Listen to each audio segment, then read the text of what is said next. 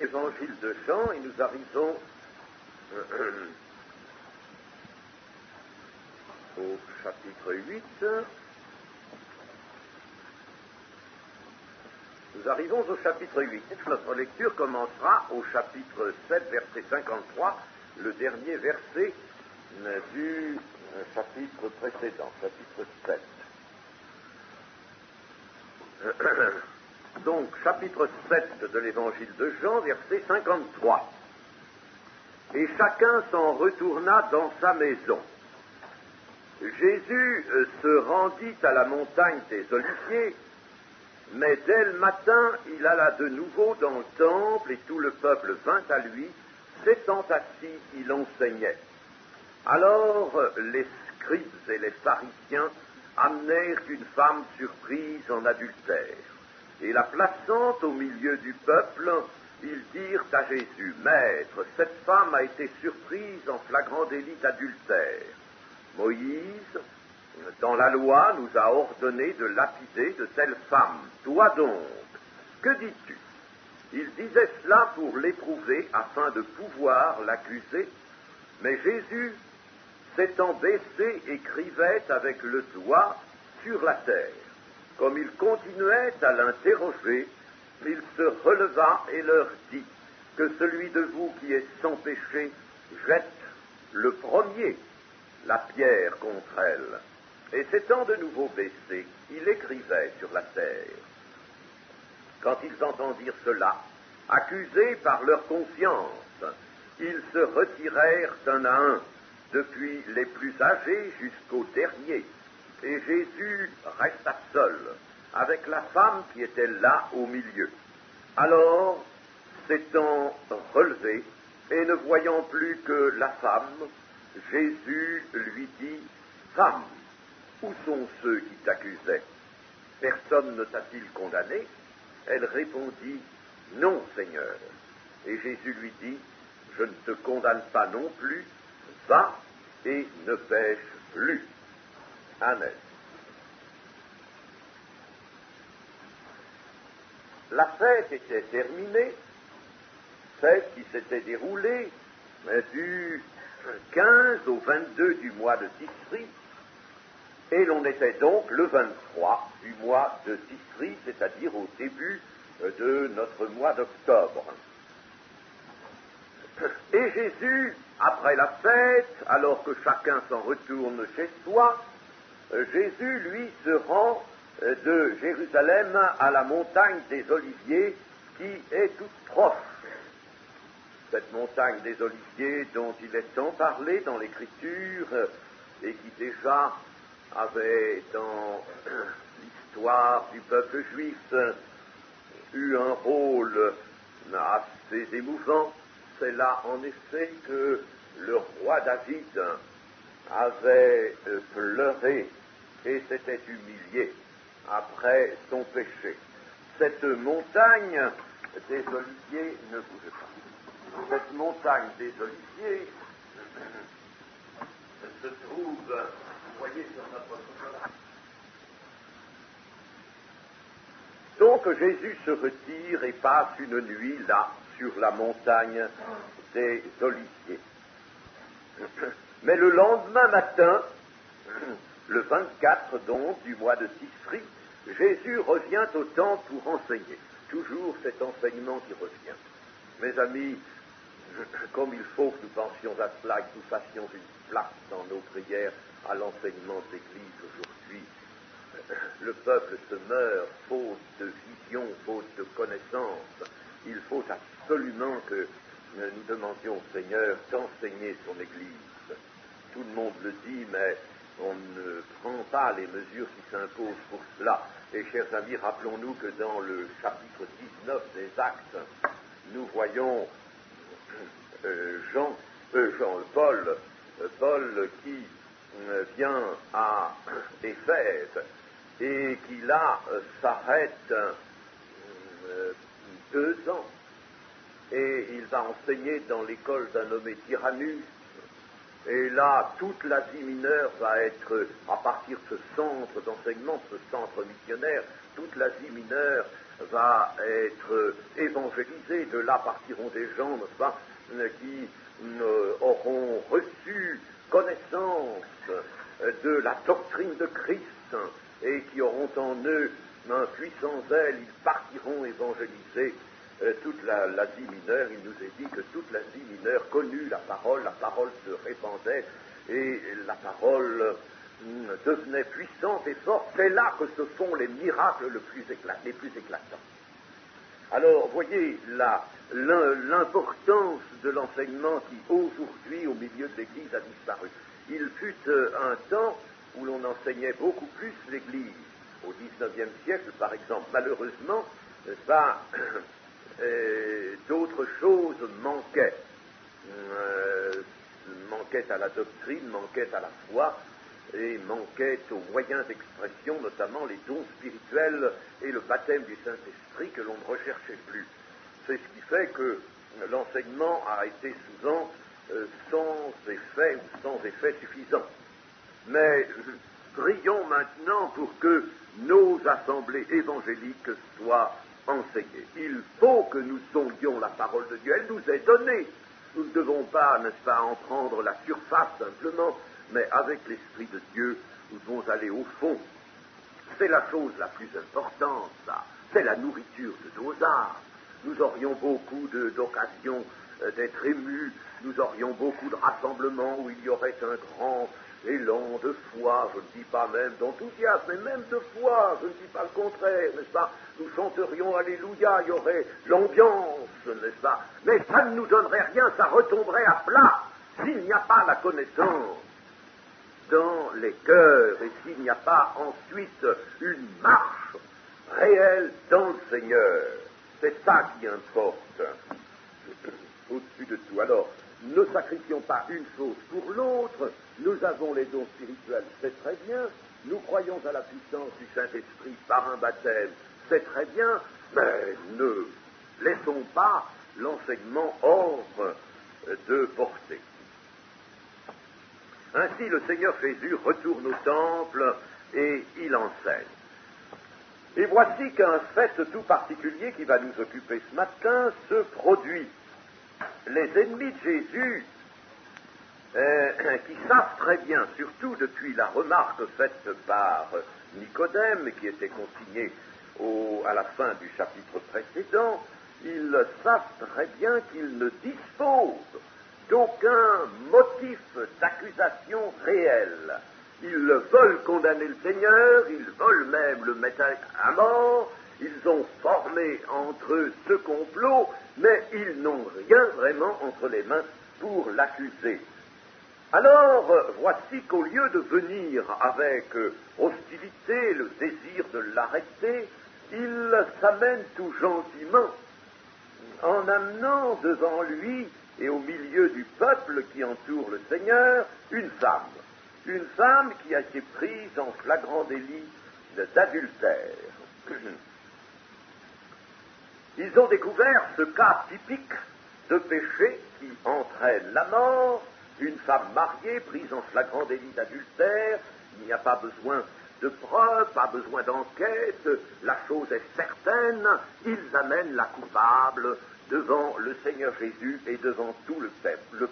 Quelle aubaine pour ces hommes, car ils vont se saisir de ce cas typique pour tendre un piège à Jésus. Ils vont poser une question au Seigneur. Maître, cette femme a été surprise en flagrant délit d'adultère. Moïse, dans la loi, nous a ordonné de lapider de telle femme.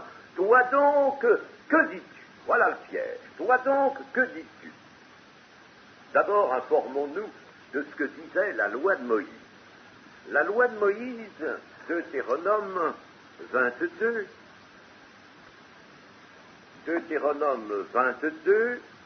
et verset 22.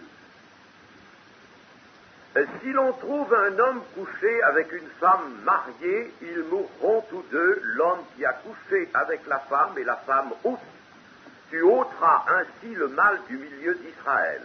Si une jeune fille vierge est fiancée et qu'un homme la rencontre dans la ville et couche avec elle, vous les amènerez tous deux à la porte de la ville, vous les lapiderez et ils mourront, la jeune fille pour n'avoir pas crié dans la ville, et l'homme pour avoir déshonoré la femme de son prochain.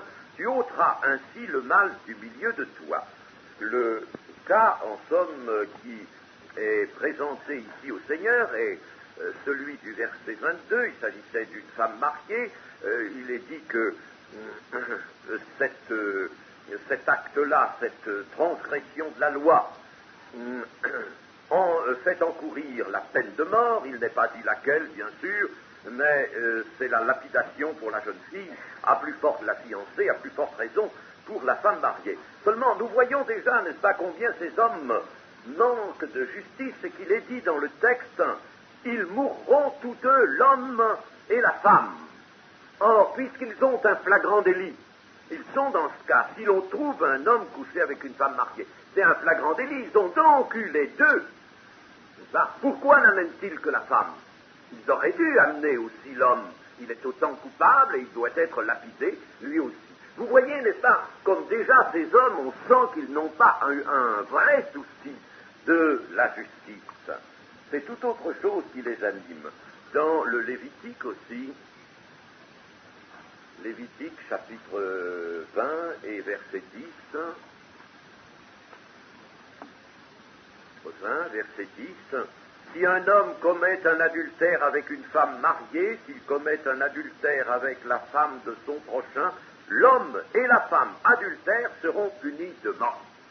Et cette mort, c'est la lapidation. La lapidation était ordonnée dans bien des cas, et notamment ceux que je vais vous rappeler rapidement, vous montrer que ce n'était pas le seul cas, mais vous montrer ce qui entraînait cette mort affreuse qu'était la lapidation. Celui qui se livrait à la divination, quelqu'un se livrant à la divination, qui était lui aussi surpris à faire cela, il devait être lapidé. Le blasphémateur devait être lapidé. Celui qui violait le sabbat aussi. Le faux prophète ou le songeur qui cherche à détourner autrui de l'Éternel. Les idolâtres, les fils rebelles à leurs parents, et la femme et l'homme adultère. Voilà des cas qui entraînaient la mort par lapidation. Hier, vous étiez tous, hier après-midi, emportés par le zèle de me découvrir dans l'Ancien Testament, surtout, des cas de péché qui mènent à la mort contre le Saint-Esprit, n'est-ce pas? Si on avait attendu encore, vous m'en auriez trouvé d'autres, mais vous avez cité quelques cas qui n'étaient pas caractéristiques du péché contre le Saint-Esprit, et ce n'est pas le fait que la sanction est la peine de mort qui fait le péché contre le Saint-Esprit. Je veux dire, sanction dans la loi de Moïse, selon la loi de Moïse, c'est pas cela. Et le cas d'adultère, par exemple, entraînait la peine de mort sans toutefois constituer le péché contre le Saint-Esprit, sans quoi le Seigneur Jésus n'aurait pas pu pardonner ici à cette femme. Si vraiment ça avait été le péché contre le Saint-Esprit, alors là, il y avait impossibilité totale de pardonner. D'ailleurs, vous voyez, l'adultère, par exemple, n'était pas une résistance, une lutte ouverte contre les desseins de Dieu. C'était un péché de la chair, un péché de l'homme, n'est-ce pas, qui, bien sûr, n'a pas souci de respecter la loi de Dieu, mais enfin, ce n'était pas une opposition délibérée au dessein de Dieu. Ces hommes ont-ils le sincère désir d'appliquer la loi de Moïse, d'être les vrais défenseurs de la justice de Dieu? Mais pas du tout, ce n'est pas cela qui les anime, ce n'est pas cela. C'est un calcul qui les fait agir. Ils veulent prendre Jésus en défaut et saisir un motif pour l'accuser. Donc, ces hommes sont doubles. À l'extérieur, c'est-à-dire en apparence, ils se font les hommes zélés pour la loi, les défenseurs de la loi, n'est-ce pas? C'est très beau, ça. Mais à l'intérieur, dans le fond de leur cœur, et en vérité, il y a une machination bassement intéressée. Elle est intéressée parce que Jésus les gêne beaucoup, Jésus menace leurs privilèges, et c'est ça qui les taquine beaucoup. Ils veulent supprimer le Seigneur parce qu'ils veulent conserver leurs privilèges tels qu'ils sont, ce qu'ils auraient voulu, et ce que nous voyons d'ailleurs apparaître dans les évangiles synoptiques, et notamment Luc, ils auraient voulu que le Seigneur Jésus consentît à apporter la puissance dont il disposait, surtout la puissance des miracles, et à canaliser cela dans leur structure religieuse, dans leurs habitudes, dans leurs traditions religieuses, sans rien déranger de leurs affaires, voire même qu'ils reconnaissent officiellement les différents grades, postes, la hiérarchie qui existait au milieu des chefs des Juifs. S'il avait fait cela, il aurait été l'homme le plus grand, l'homme qu'on aurait honoré, et qu'on aurait gardé. Autrement dit, il voulait mettre le vin nouveau, la puissance de l'Esprit qui venait avec Jésus, dans leurs vieilles outres. C'est cela qu'il voulait faire. Ainsi donc, ils étaient faux, ils étaient hypocrites. Jésus les accusera d'hypocrisie, puisque en apparence ils se font les zélés défenseurs de la loi, mais à l'intérieur, leur but, leur intention, c'est d'accuser Jésus comme le texte nous le dit. Il mettait donc Jésus en face de l'obligation de se prononcer pour ou contre la lapidation de cette femme. Et la machination, le piège était le suivant.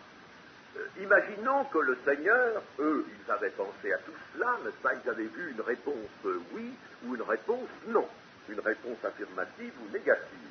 Supposons que Jésus ait été affirmatif et qu'il ait dit, bon, eh bien, c'est entendu, la loi de Moïse dit cela, je ne peux pas dire le contraire, lapider cette femme.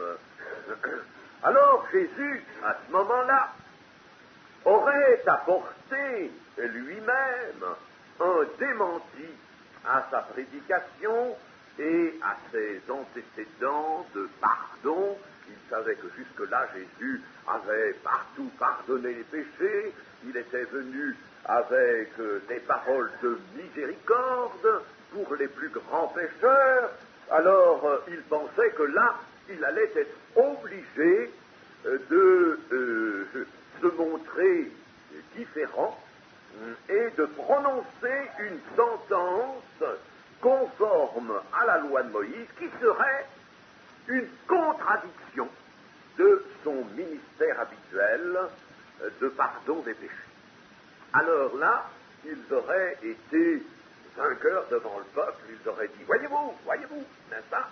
Quand il est vraiment là, dans l'embarras, quand il est devant la loi de Moïse, vraiment, eh bien, il ne peut plus pardonner les péchés, il n'y a rien à faire, il ne peut plus, ne croyez pas qu'il va donc pardonner tous les péchés. C'était déjà l'une de leurs intentions. Ils voulaient déjà discréditer donc Jésus aux yeux du peuple. Le peuple venait vers Jésus, attiré par la parole, bien entendu, de Dieu, et puis heureux de trouver miséricorde auprès de ce grand prophète. Mais en outre, les Juifs ne disposaient plus du droit de condamner à mort sous l'occupation romaine. Ils ne pouvaient plus condamner à mort pour quelque crime que ce soit commis contre la loi commune, et alors ils pensaient également ceci: non seulement il sera discrédité aux yeux du peuple, mais nous allons pouvoir aussi faire arrêter également.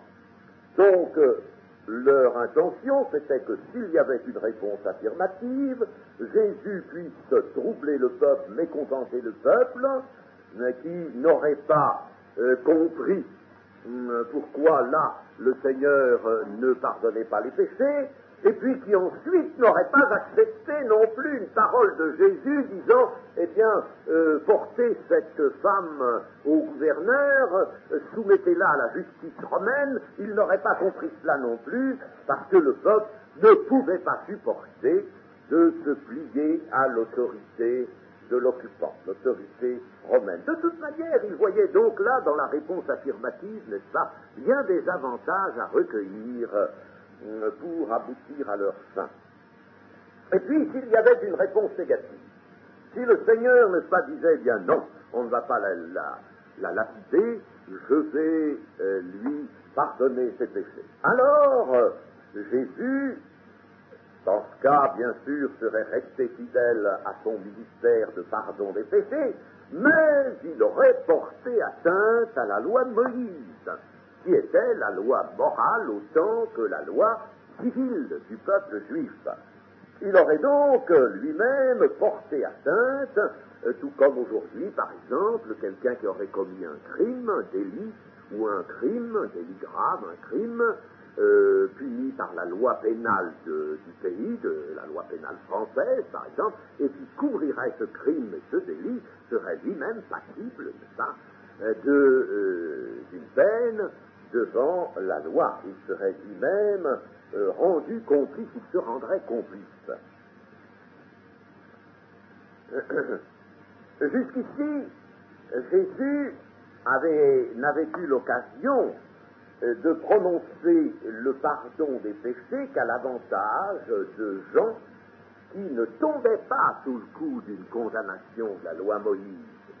On lui avait présenté des paralytiques, des gens qui avaient surtout besoin de guérison, et puis il les guérissait et il leur disait « tes péchés te sont pardonnés », mais ces gens-là ne tombaient pas sous le coup de la loi de Moïse, ils n'avaient pas commis un crime passible de la mort. Alors là, le pardon des péchés, bien entendu, heurtait les Juifs, les pharisiens et les scribes, mais ils n'avaient pas pu quand même en prendre motif pour accuser Jésus de transgression de la loi de Moïse. Là, ils le pouvaient. Ils avaient vraiment un cas qui tombait sous le coup de la loi de Moïse. Alors, nous allons voir comment Jésus va se comporter, ce qu'il va faire et dire au cours de cette affaire. D'abord,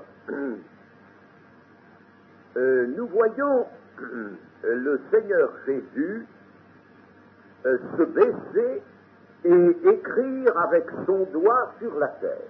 Il se baisse, n'est-ce pas, et il écrit. Pendant que ces hommes sont là, en insistant, lui disant, ben voilà, nous avons pris cette femme en adultère, voilà, dans telle circonstance, la chose est certaine, elle ne peut pas nier, nous sommes témoins, alors, que dis-tu, que vas-tu dire? La loi de Moïse est formelle, tu le sais bien, alors que vas-tu dire? Pendant qu'ils insistaient comme cela, Jésus, sans rien dire, avec son doigt, écrivait sur la terre. Évidemment, le texte ne nous dit pas ce qu'il écrivait. Et on peut se poser à ce sujet, il faut même se poser des questions. Il y a dans l'Écriture sainte, mes amis, des exercices. Pas moi qui ai inventé les exercices, c'est le Seigneur. Il y a des exercices dans l'Écriture sainte. L'apôtre Paul nous dit bien qu'il faut quelquefois tâtonner, il faut chercher, n'est-ce pas? Eh bien, ça ne pouvait pas être un geste machinal. On ne peut pas prêter au Seigneur, n'est-ce pas, un geste machinal pour se donner une contenance. Par exemple, comme nous ferions. Hein? On est embarrassé, on ne sait pas quoi faire, alors on se donne une contenance, on rêve, on fait des gestes, n'est-ce pas, on attend, on laisse passer le temps un petit peu. Ça ne pouvait pas être cela. Ça ne pouvait pas non plus être une indifférence. Le Seigneur indifférent devant le cas d'une femme qui est là passible de la mort, pas qu'on accuse publiquement, le Seigneur n'est pas indifférent. L'âme de cette femme lui était tout aussi chère que tout autre. Par conséquent, ce ne peut pas être l'indifférence. Ce n'est pas donc non plus pour gagner du temps, pour réfléchir. De telles suppositions, vous le comprenez bien, sont incompatibles avec la sainteté et la divinité du Seigneur. Prêtez cela au Seigneur, si je le dis, c'est pour montrer justement que c'est incompatible, n'est-ce pas? On peut prêter à n'importe qui, à nous par exemple, n'est-ce pas? Il se peut que, même si on nous pose une question touchant l'Évangile, nous soyons embarrassés. En tout cas, je ne vous conseille pas de faire des gestes de machinaux, n'est-ce pas? À ce moment-là, il n'y a qu'à prier le Seigneur, tout simplement, prier dans son cœur le Seigneur. Mais enfin, ça peut être prêté à un homme, ça ne peut pas être prêté au Seigneur Jésus. Par conséquent, ce qu'il faisait là avait un sens précis, à nous de le découvrir.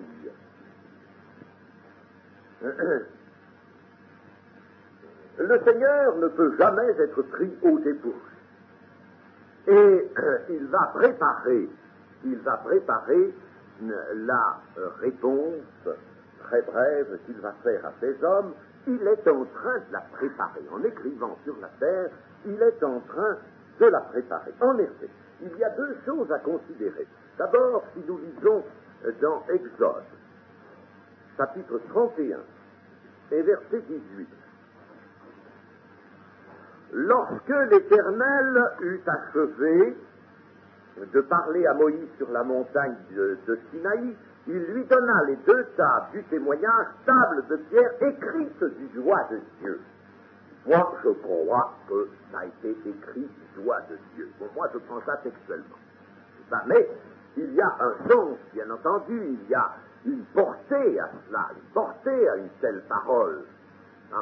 C'est que si ça a été écrit du doigt de Dieu, c'est toute l'autorité de Dieu qui s'est manifestée là, c'est quelque chose d'important, quelque chose qui doit être considéré comme parole impérative de Dieu, n'est-ce pas? Le doigt de Dieu a prononcé les arrêts de sa justice, le doigt de Dieu. Or, Jésus écrivait avec son doigt.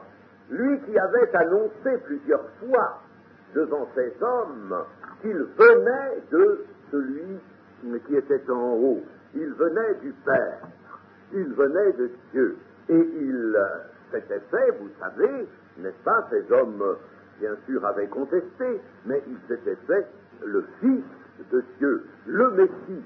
Jean-Baptiste aussi avait témoigné de cela, qu'il était le Messie, et ces hommes n'ignoraient pas cela. Or, le Messie possédait, ils le savaient, ces hommes, la divinité. Et par conséquent, le doigt de Jésus rappelait cela. Mon doigt est le doigt de Dieu, n'est-ce pas? Déjà, cela, le doigt qui écrivait. Il ne pouvait pas, en voyant Jésus écrire sur la terre, ne pas se rappeler. Il connaissait littéralement les Écritures. Jésus utilise leur connaissance très littérale et totale des Écritures qu'il connaissait même par cœur. Alors, il ne pouvait pas manquer de se rappeler, n'est-ce pas, ce passage que nous venons de lire, le doigt de Dieu écrivant sur des pierres les 10 lois, les 10 commandements. Donc, déjà, en voyant le doigt de Jésus, il se rappelle ce qu'il a dit être, n'est-ce pas, venu d'en haut, venu du Père, et le doigt de Dieu qui écrit. Mais que pouvait écrire le doigt de Jésus sur la terre? Ça, il faut aussi le savoir. Eh bien, pour le savoir, nous allons nous porter à un autre passage que les scribes ne pouvaient pas non plus ne pas évoquer. C'est dans Jérémie.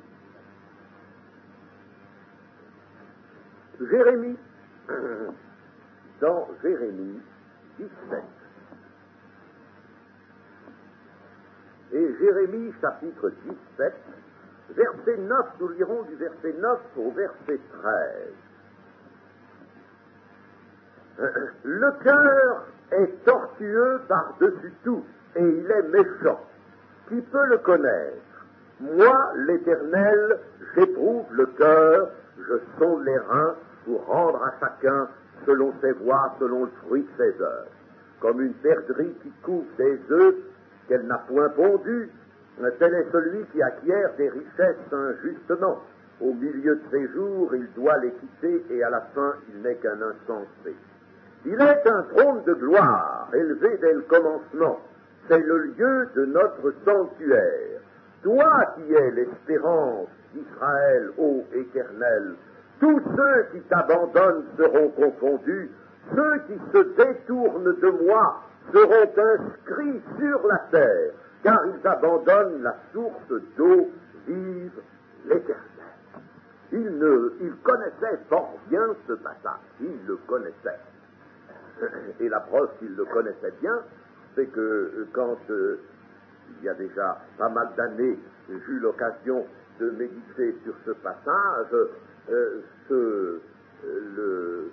la parole de Jérémie 17 me revint à la mémoire. Par conséquent, à plus forte raison, devait-elle revenir à ces hommes. Et en faisant cela, n'est-ce pas, l'espérance d'Israël, mais il était là, Yahvé, l'espérance de l'Éternel, pas l'Éternel, c'est Yahvé. Ô Éternel, ô Yahvé. Eh bien, Yahvé, qui est l'espérance éternelle, c'est le Messie, il était là. Et il est dit, tous ceux qui t'abandonnent seront confondus, ceux qui se détournent de moi seront inscrits sur la terre. Il était en train de les inscrire sur la terre. Il les inscrivait pour leur rappeler ce passage. Le cœur est tortueux par-dessus tout, il est méchant. Qui peut le connaître? Moi, Yahvé, j'éprouve le cœur, je sonde les reins. Il éprouvait leur cœur, il sondait leurs reins pour rendre à chacun selon ses voies. Ce sont vos voies qui vous amèneront en jugement devant Dieu, leur disait par ce langage muet, mais à travers les Écritures qu'ils connaissaient, leur disait Jésus par le geste.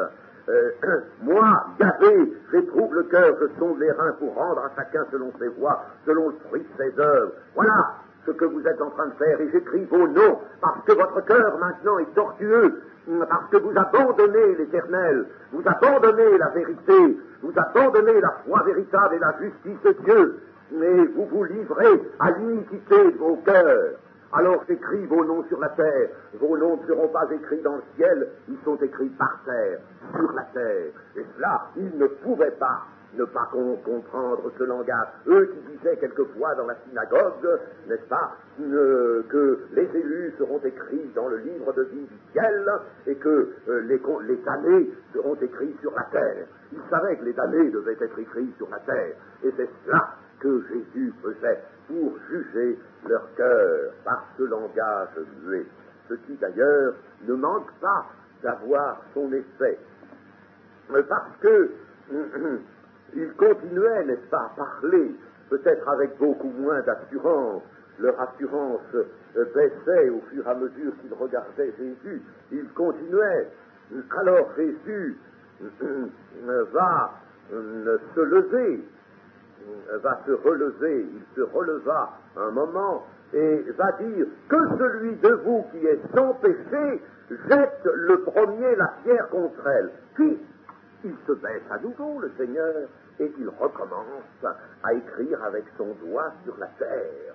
Alors ils entendent cela, ils voient aussi cela, ils sont accusés dans leur conscience. Le cœur de l'homme est tortueux. Alors là, l'Esprit, n'est-ce pas, les accuse et leur montre. Et le Seigneur vient de leur dire que celui de vous qui est sans péché jette le premier la pierre contre elle. Et là, le Seigneur Jésus se servait lui aussi de la loi de Moïse. Il n'avait pas pensé que la loi de Moïse pouvait avoir des retours pour celui qui l'a inspiré, qui l'a dicté à Moïse, n'est-ce pas?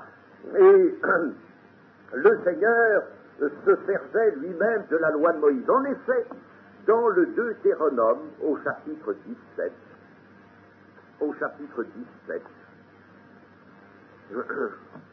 et au verset 7, nous lisons ceci.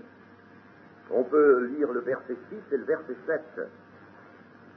Concernant la lapidation, celui qui mérite la mort sera exécuté sur la déposition de 2 ou de 3 témoins. Il ne sera pas mis à mort sur la déposition d'un seul témoin. La main des témoins se lèvera la première sur lui pour le faire mourir, et la main de tout le peuple ensuite. Tu ôteras ainsi le mal du milieu de toi. Voyez-vous ce qu'il fallait? Il fallait que ce soit les 2 ou 3 témoins qui se saisisse, et parmi les 2 ou 3, il fallait qu'il y en ait un qui commence. Alors il fallait qu'il prenne une pierre, et le geste était sérieux, n'est-ce pas, parce que c'est lui qui allait déclencher la lapidation de tout le peuple. Il prenait une pierre, même solennellement, n'est-ce pas, il faisait justice, il était l'instrument de la justice de Dieu, et il lançait cette pierre sur le coupable. Ça. Mais pour faire cela, il fallait être témoin. Mais pour être témoin et accusé, la loi dit aussi qu'il fallait être dans un état de pureté. Et si on était impur, on ne pouvait pas être témoin et lancer une pierre. Ça. Il fallait donc être dans un état de pureté, de sainteté, pour être l'instrument de la justice de Dieu. Et c'est donc bien avec la loi de Moïse, mais la loi de Moïse réellement pensée dans son objet, que le Seigneur Jésus va leur dire que celui de vous qui est sans péché jette le premier la pierre. Si vous êtes capable de jeter la pierre, alors lapidez cette femme. Si vous êtes capable, si vous êtes vraiment dans les conditions de la loi pour le faire, mais leur cœur est accusé. Qui va se permettre de soulever la première pierre et de la jeter sur cette femme, alors que sentent très bien dans leur cœur, ils sont noirs, sentent très bien que leurs pensées sont toutes tournées vers des machinations ténébreuses. Ils le savent, ils se sentent repris, et il n'y a pas, ils ne peuvent pas. Aucun d'eux ne peut prendre la pierre, soulever la première pierre pour la lancer. Alors l'un prend la décision de s'en aller, un deuxième limite, puis un troisième, puis un quatrième. Je vois ces hommes-là, silencieux, tout confus, tournant les regards, détournant les regards de Jésus, n'est-ce pas, et puis regardant la sortie pour se diriger, n'est-ce pas, lentement dans le silence, l'un après l'autre, vers la sortie, n'est-ce pas, laissant les choses comme ça, ne demandant plus rien, plus aucun compte au Seigneur, plus aucune parole, plus aucune décision. Leur piège a fait fiasco, vraiment fiasco, et c'est eux qui sortent confus, et c'est eux qui sortent accusés de cette affaire. Ah, ils ne s'étaient pas imaginé cela. Ils n'avaient pas pensé que ça pourrait finir comme ça, n'est-ce pas? Les voici accusés, eux sont les coupables. Ils ne pensent même plus à la femme et à son crime. Eux, ils ont un crime plus grand dans le cœur. Eux, les conducteurs du peuple. Il y a là, bien sûr, une leçon pour l'Église qu'il ne faut pas manquer de recueillir. Et cette leçon pour l'Église, on pourrait la formuler ainsi. Est-ce qu'il est facile d'accuser les autres? Nous ne sommes plus sous l'empire de la loi de Moïse, c'est vrai. Mais, vous ôterez le mal du milieu de vous, Paul l'a dit aussi pour l'Église. Et le Seigneur l'a dit aussi, Matthieu 18. Bah, il faut ôter le mal de l'Église. Il n'est pas dit que le mal doit être toléré dans l'Église. Si mal il y a, il faut qu'il soit enlevé, l'Église. Ah.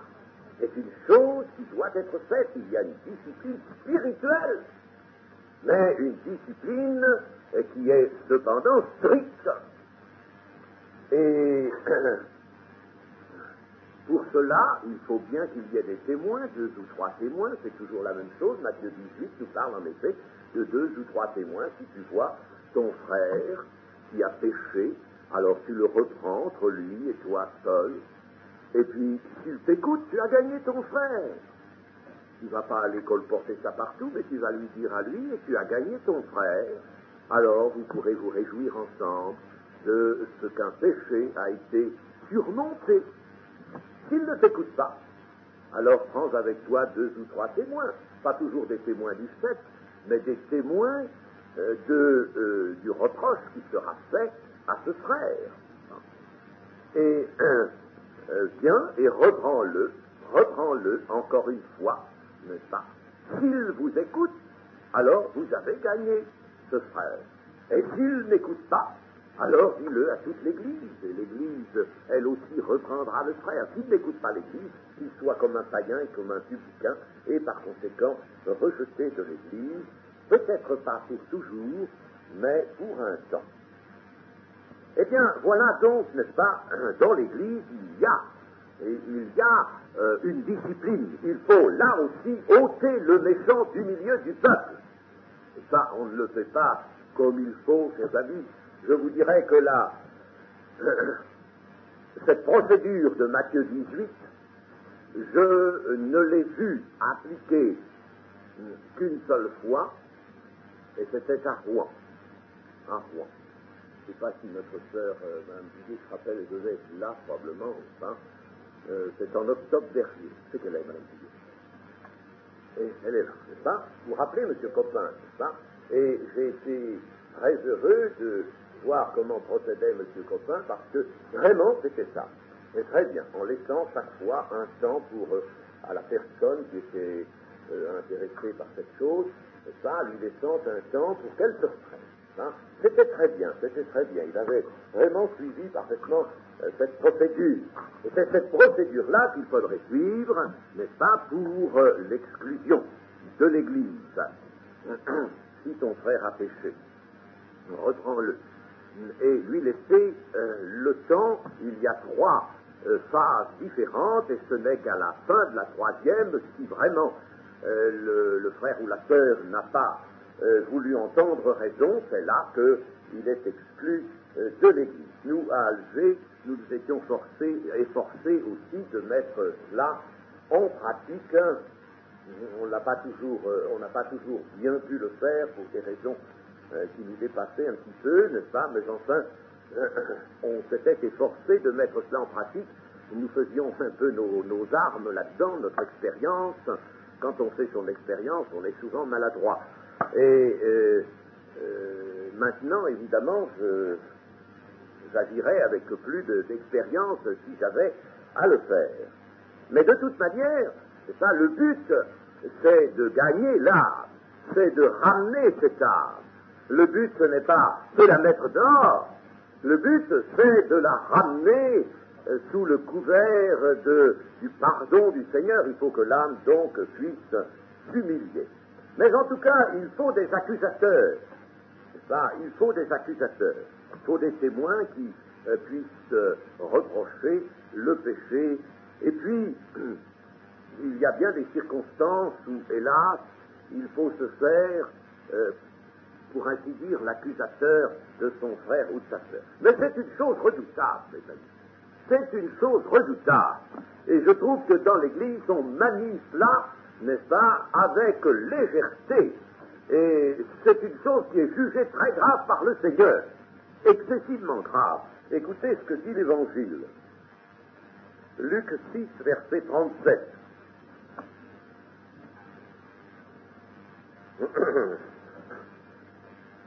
Luc, chapitre 6, et verset 37. Ne jugez point, et vous ne serez point jugés. Ne condamnez point, et vous ne serez point condamnés. Absolvez, et vous serez absous. Donnez, et il vous sera donné.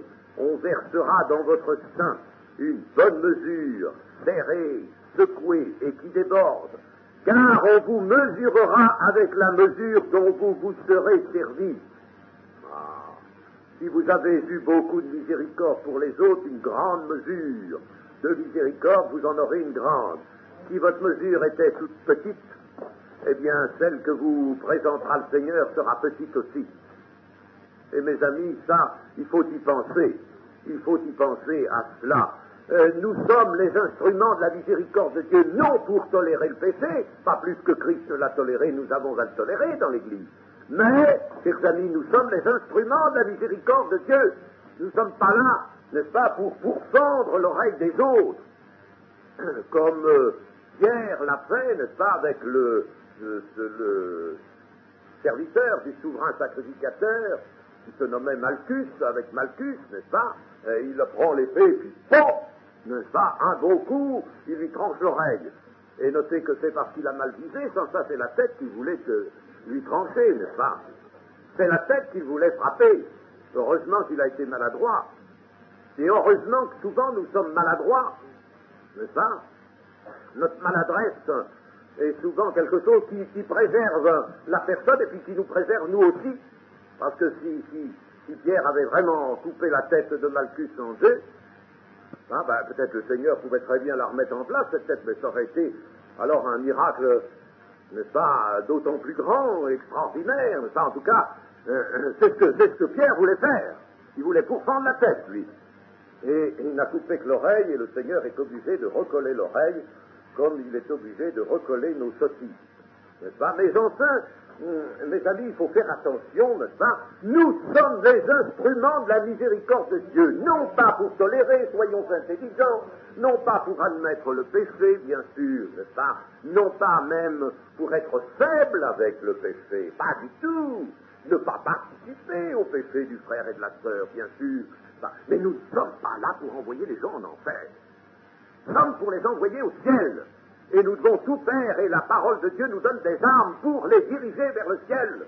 Et s'ils ont péché, eh bien nous avons l'arme de la prière, Jacques nous le dit, Jean nous le dit, n'est-ce pas? Et si on ramène un pécheur de la voie où il s'était égaré, on couvre une multitude de péchés, même pour nous, chers amis.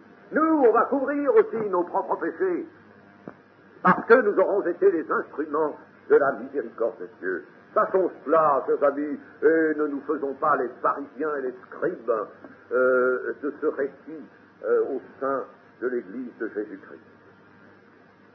Le Seigneur va donc se trouver seul avec cette femme, et lorsque cela sera, il se relève.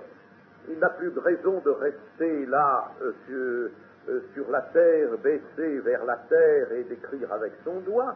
Il se relève et puis il regarde et il ne voit plus que la femme.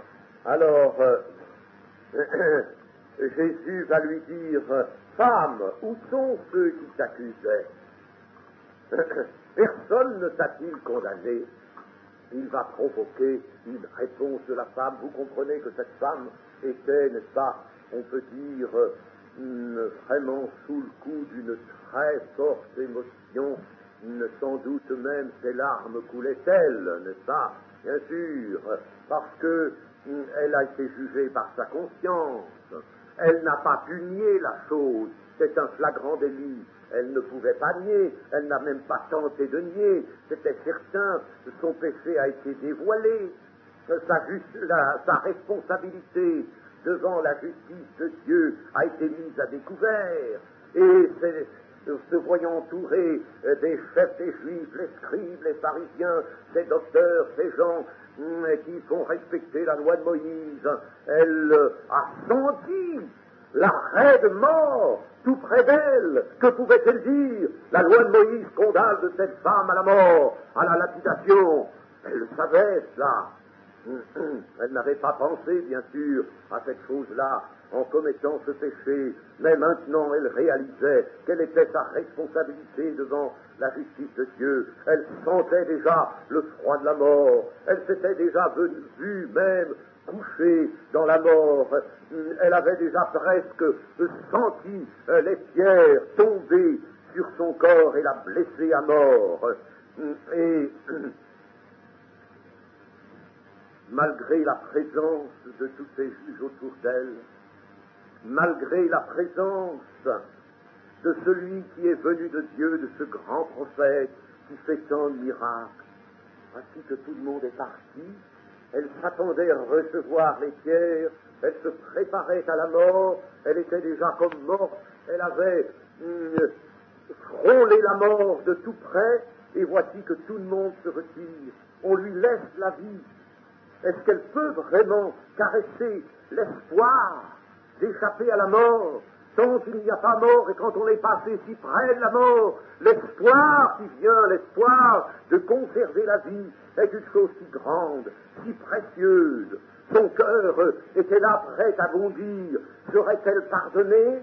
Serait-elle même justifiée devant la justice de Dieu? Pourrait-elle reprendre le cours d'une vie? Oh, cette vie, elle la voudrait droite cette fois-ci. Pourrait-elle faire tout cela?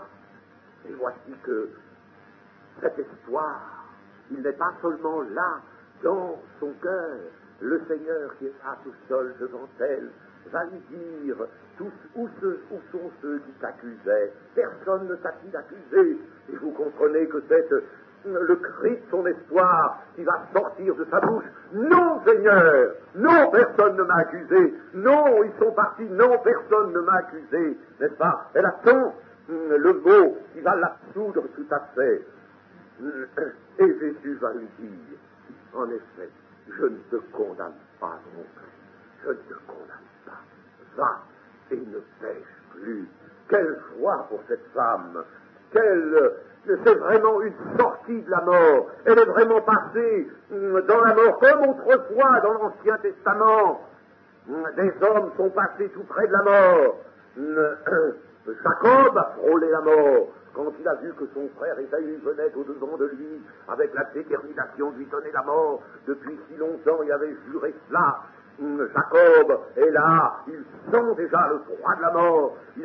Il était passé tout près de la mort. D'autres hommes aussi sont passés bien près de la mort. Et puis, au dernier moment, Isaac même, il a été repris, nous dit l'Épître aux Hébreux, comme par une résurrection. Eh bien, c'était le cas aussi de cette femme. C'est presque une résurrection. Et c'est bien cela, en effet, la voie de la miséricorde de Dieu. C'est de mourir avec Christ, faire sentir la mort, parce que le péché mérite la mort. Mais au moment où la mort est là, qui fait son œuvre de repentance dans le cœur, alors là, vient la parole qui absout, vient la parole qui dit, je ne te condamne pas non plus, lève-toi, va, tes péchés te sont pardonnés.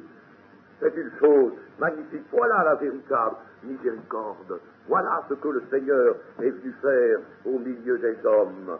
Il est venu apporter la grâce et la vérité sont venus par Jésus. Je ne suis pas venu pour juger, pour condamner.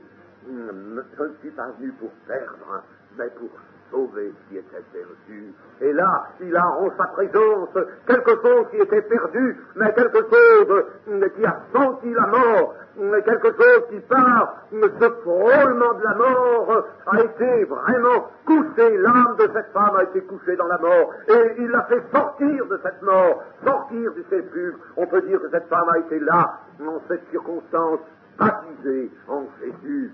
Elle a été baptisée en Jésus et reçu le pardon de ses péchés. Chose merveilleuse.